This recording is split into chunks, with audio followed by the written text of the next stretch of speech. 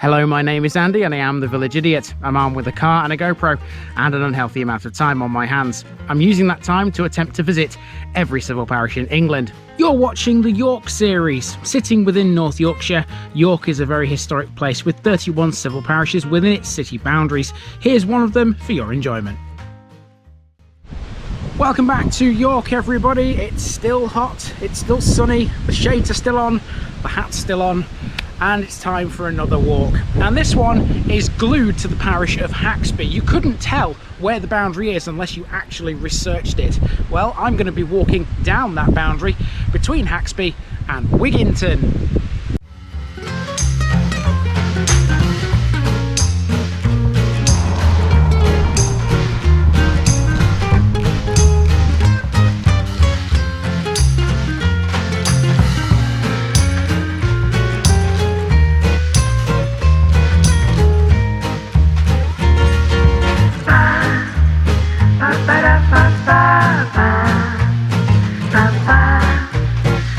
Here's my disclaimer for people who may be watching me for the first time. I say things as I would in my native accent and dialect. As a result, I may not pronounce things in the same way as the locals do. Remember, I'm a visitor. It's impossible to know everything. Leave me a comment, spin me a like and bash that subscribe button. Let's get to today's parish video. With 4 to go in York today, we're in Wigginton, a large village situated 4 miles north of the city centre. Once again, we're in a place that was never historically a York village and has only been part of it since 1996. The village was named in the Domesday Book as Wichestun, which became Wygynton in the 13th century.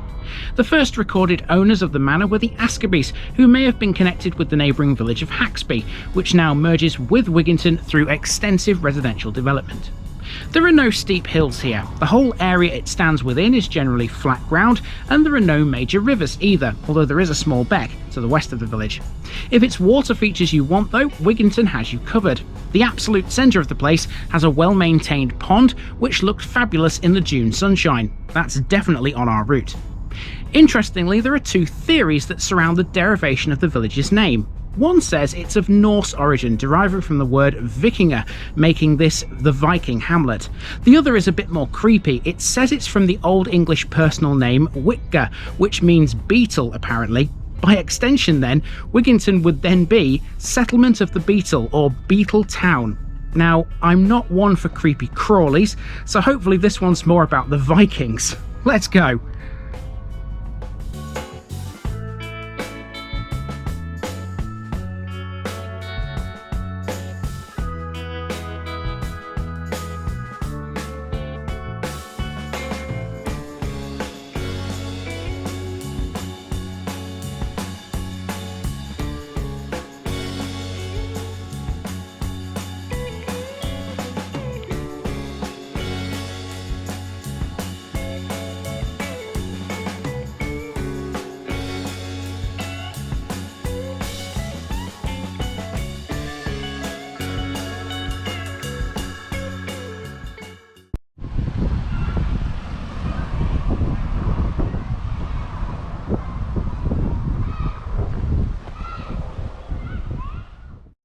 Our start point was supposed to be Wigginton's primary school, but as luck would have it, the local school children were out on the playground. No matter, that can be caught at the end.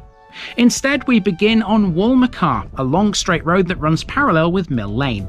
At first glance on a map, Wigginton looks very residential, and that's mostly true. It's expanded from a mainly agricultural origin to become a thriving commuter village for York. It does have a number of businesses though. These include a garden centre, 2 farm shops, a nursing home, a convenience store and 3 public houses. We'll catch a few of those things on our way round. Wigginton eventually bends to the right and runs into Mill Lane. We're heading for the village's massive sports area in a moment. Now, on the track that leads up to the sports area, I found one of several parish notice boards, so I duly ticked Wigginton off the list. There's 3 left in York, guys. However, this board had a surprise for me too. Well, this is a first. I've left a card on the notice board. There's also something on this board for me, believe it or not. Someone has obviously seen some of my other videos around York and left me this message on this board. Dear Andy, welcome to our village. Hope you have a pleasant time here. It is worth noting the weather is like this 365 days a year in Wigginton, Glenda and Ken. Brilliant. Hope you don't mind, guys. I am going to take that with me because I think I might have to frame that. That's absolutely amazing. How did you know I was going to be passing this notice board? You must have known somehow, but you don't know my route, which is a bit weird. But then again, I suppose it is right next to the sports club. You've put this on very well, pinned it on very well. It's going to be difficult to take it off. I'll do it in a minute. Thank you very much for that.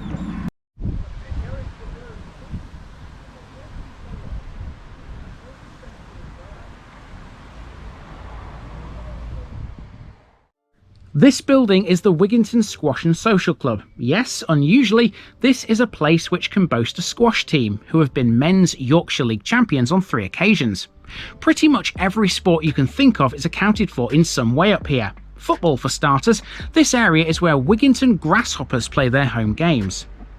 Here we've got the local tennis courts. There are 4 of them.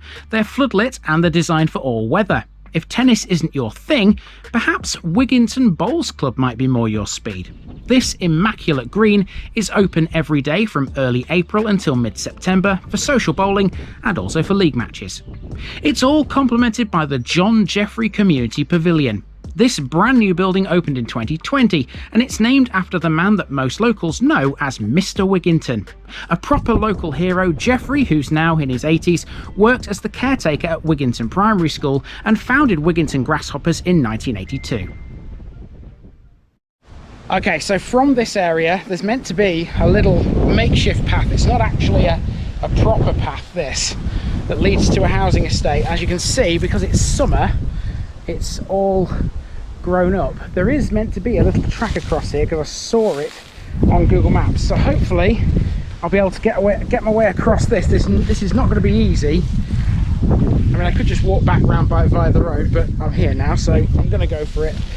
And once I've got across there, you can see some houses in the distance. I'm heading for that street there and we'll continue. Yeah, I've aborted the mission. I got about 10, maybe 15 steps into the field and thought, yeah, that's not happening. My legs are going to be itching now all the way around. There is supposed to be a little track there that leads into that housing estate, but obviously with it being summer, it's very overgrown. It'll die back in the winter, obviously, so you know, if I was doing this route in the winter it wouldn't be a problem, but being as it's the summer, that's what happens to grass. It grows, and weeds and things. So I'm going to have to go back round via the road. It's not going to add too much time onto the route, to be fair, and it's going to save my legs from any more pain.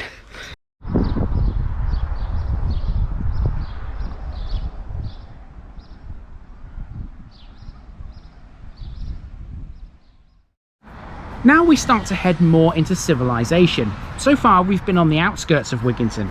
This is Mill Lane, and that building there is a hair salon. Not far away there's a small patch of allotments. Well, I guess I've got to cater for all tastes, haven't I? Moving swiftly on, as we head towards the centre of the village, we come to a dental surgery on the other side of the road. It's a family-run private surgery and has been looking after Wigginton's residents for more than 50 years. Wigginton's former primary school is next. Built in 1903, it was replaced by the current school in 1973 and is now used as a community building. It's owned by the parish council. After that, the roadside starts to get greener and widens to reveal Wigginton Pond. With the bright summer sunshine reflecting off the water, isn't this just the most idyllic village centre you've ever seen? A couple of years ago, 2 terrapins made this pond their home. Can't blame them, really. So Mill Lane has now become the village, and opposite us here we've got Wigginton village stores. We are still definitely in Wigginton, but the boundary with Haxby is coming up, and soon that line will start to be a little bit more blurred. I'll fill you in a bit more on that as we come to it, but definitely still in Wigginton here. We're heading that way still.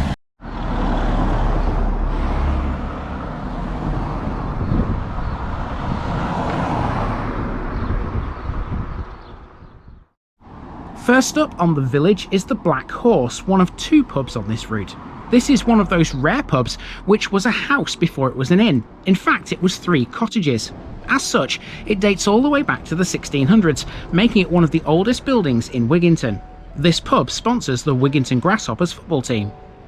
Looming large over us next is a luxury care home. This is Rosevale, the former rectory, which can trace its origins back to the 1800s. It's privately owned and can cater for up to 44 people.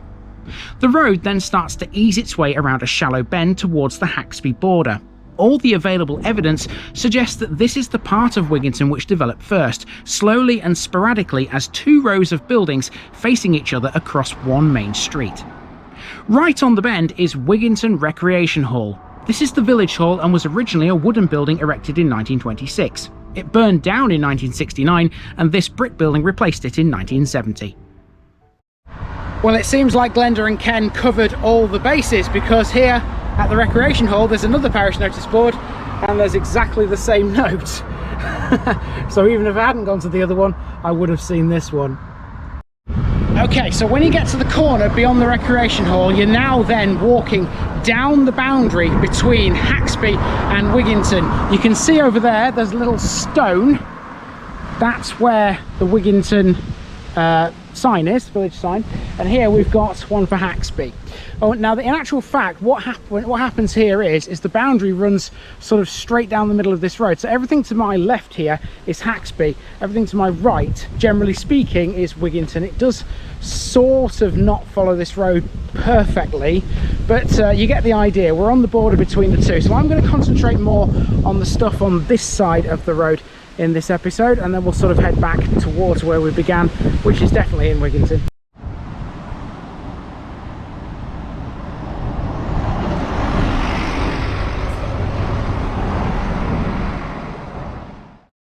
The boundary with Haxby is historic and follows the course of an old stream which once flowed through the area.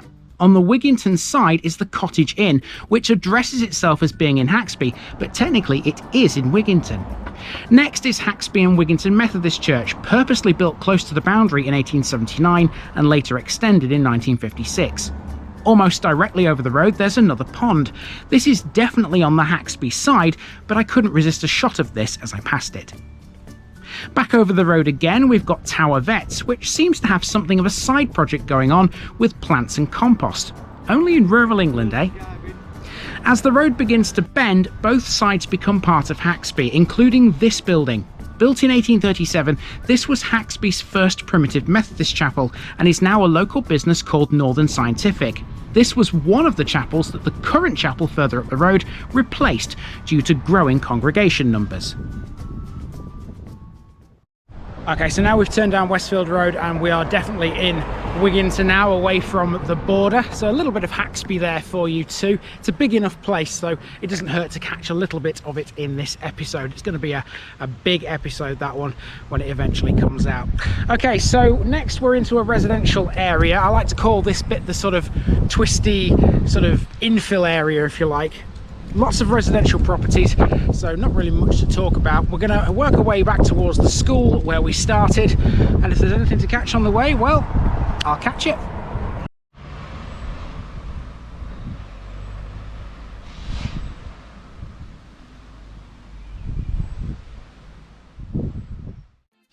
For the next 20 minutes or so, I wound my way through Wigginton's southern residential areas. It's a sea of newish properties which merge at various points with Haxby. The longest street in this area is Green Dyke, which eventually runs into Westfield Lane. Just like Walnacar at the beginning, this is Commuterville at its finest. If I tried to show you here every street, you'd think I was going around in circles because they're all so similar. You'll see what I mean in today's Rest Of section. Eventually, I found my way to a footpath which runs directly north to Wigginton's church. On the way, we passed through the Churchfield open space. This is a 3.5 acre park located off Greenshaw Drive. It's got a recently installed artificial grass football pitch, a playground area, and an outdoor gym with 11 pieces of apparatus. In 2019, this won the Green Flag Award for having high environmental standards, being beautifully maintained, and having excellent visitor facilities. Now, considering this is the Churchfield open space, that means we must be close to the church here in Wigginton, and we are. It's directly behind the camera as I'm looking at it right now. Beyond over there, you can't see it, but I certainly can. Shall we go and check it out? I think we should.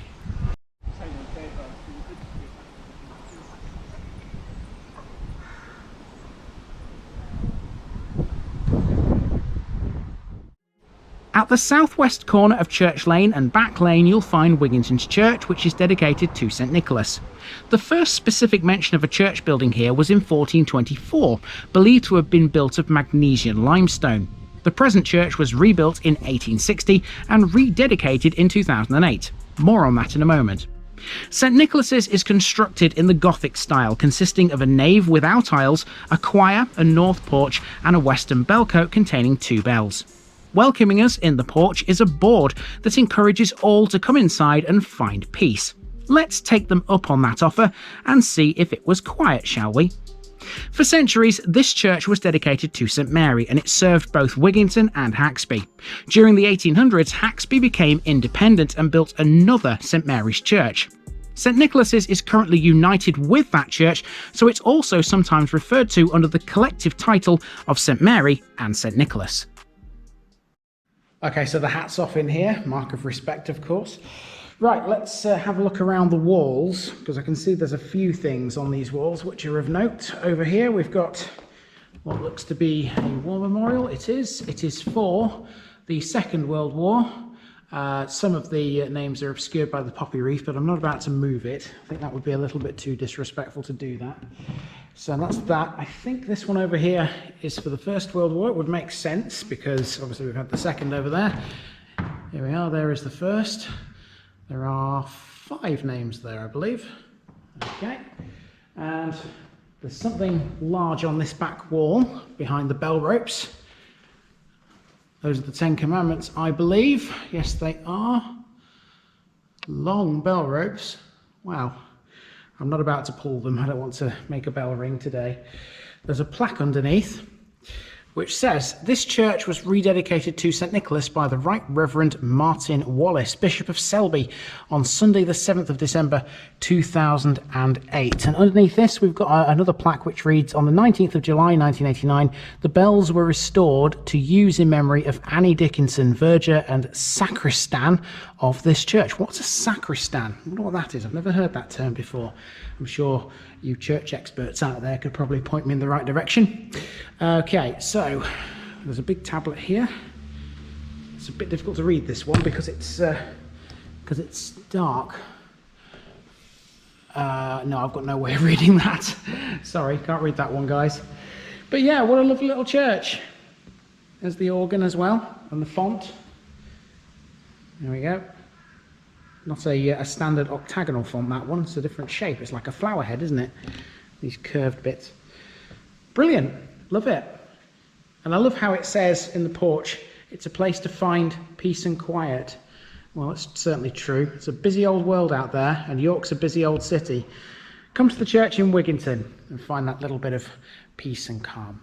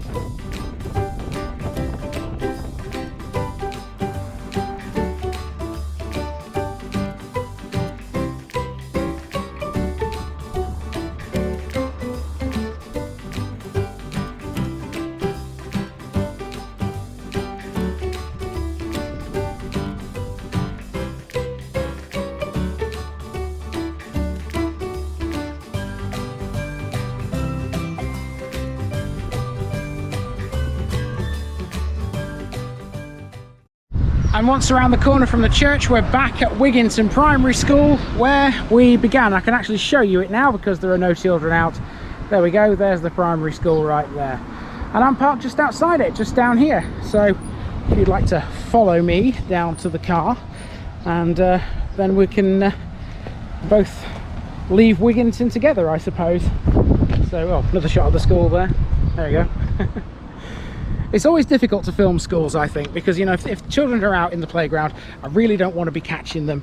It's hard not to sometimes, but legally speaking, yeah, you're better off not catching any of them. So that's what I do try to do. It's a difficult job though, it really is. It really is. And I can still hear someone out in the yard now thinking about it, so I'll keep the camera pointed at me. Easiest way of doing it. Now, there is one more thing that falls within Wigginton's boundaries that I want to show you. It's some kind of activity park. I'm not totally sure what it is, but it's on the road down towards the A64 and out of York. So let's put the camera on the dash and go and explore what it is.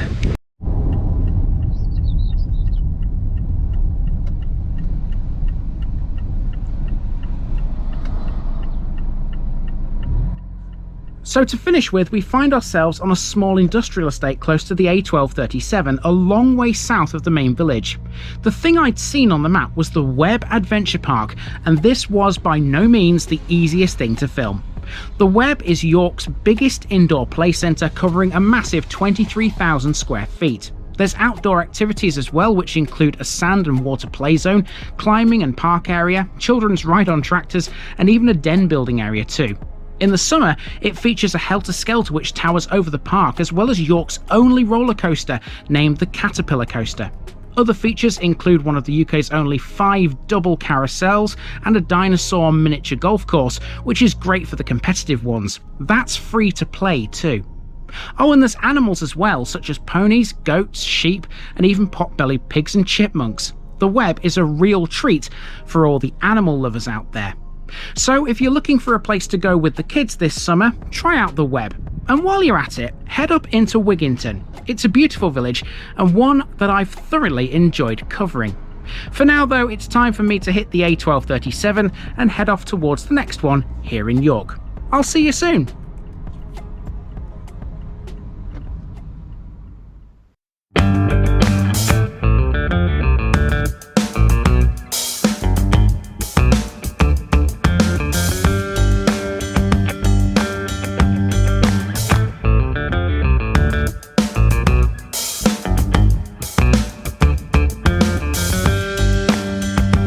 Thanks for watching this video, folks. Don't forget to like this episode if you haven't already. It really makes a difference with YouTube. If you're new here, subscribe to the channel for more videos like this, and give us a share too if you've got friends who'd like it. You can find all the links to my social media accounts below, as well as my Buy Me a Coffee page where you can donate to the channel. Also, if you've enjoyed this episode, have a look at some more videos in this series. Until next time, I've been Andy, also known as the Village Idiot, and I'm out.